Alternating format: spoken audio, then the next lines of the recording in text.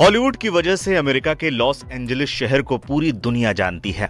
35 kilometre और 30,21,000 एकड़ में बसे इस शहर की कुल आबादी 38 लाख बताई जाती है।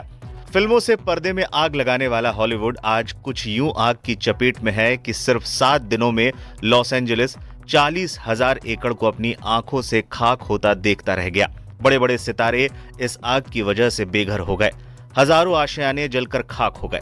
सिर्फ 7 दिनों में इस आग ने लगभग 250 बिलियन अमेरिकी डॉलर यानी लगभग 20 लाख करोड़ रुपए की मिल्कियत को स्वाहा कर दिया।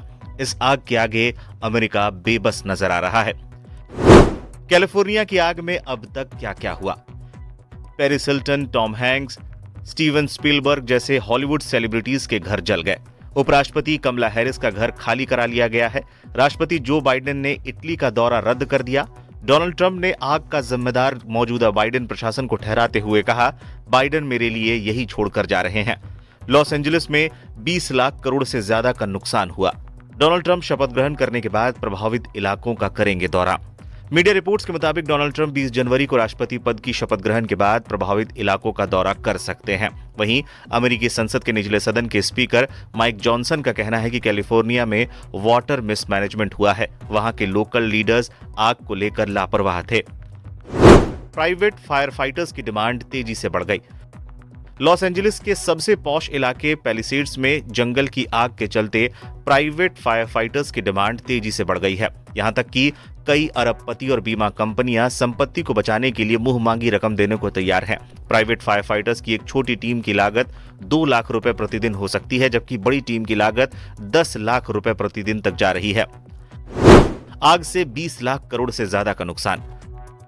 एक रिपोर्ट के मुताबिक लॉस एंजलिस में लगी आग से अब तक करीब 20 लाख करोड़ से ज्यादा के नुकसान की आशंका है। दूसरी ओर लॉस एंजलिस पुलिस के मुताबिक ब्रिटेनवुड स्थित उपराष्ट्रपति कमला हैरिस के घर में चोरी की कोशिश की गई। इस मामले में 2 लोगों को गिरफ्तार तक किया गया, हालांकि बाद में इन्हें छोड़ दिया गया। कैसे लगी इतनी भयानक आग? 7 दिन बाद भी इस आग पर काबू नहीं पाया जा सका है। लोग जानना चाह रहे हैं कि इस आग की शुरुआत कैसे हुई। लॉस एंजलिस में आग लगने की सबसे बड़ी वजहों में से हमेशा एक वजह बिजली गिरने को माना जाता है, लेकिन 7 जनवरी को कोई लाइटनिंग नहीं हुई थी। इस बीच एक रिपोर्ट के अनुसार इस आग की शुरुआत एक घर से हुई थी जो ठीक बीच के सामने था। इसके बाद देखते ही देखते उस बीच के किनारे जितने भी घर थे एक एक कर धू धू कर जल उठे। हवा की रफ्तार इतनी तेज थी कि आग पर काबू पाना नामुमकिन हो चुका था। लॉस एंजलिस की पूर्व की तरफ ईटन के पैसेडीना और अल्टरीना में लगी इस आग ने लगभग 14,000 एकड़ को अपनी चपेट में ले लिया। इस इलाके में देखते ही देखते 7,000 से ज्यादा मकान जलकर खाक हो गए।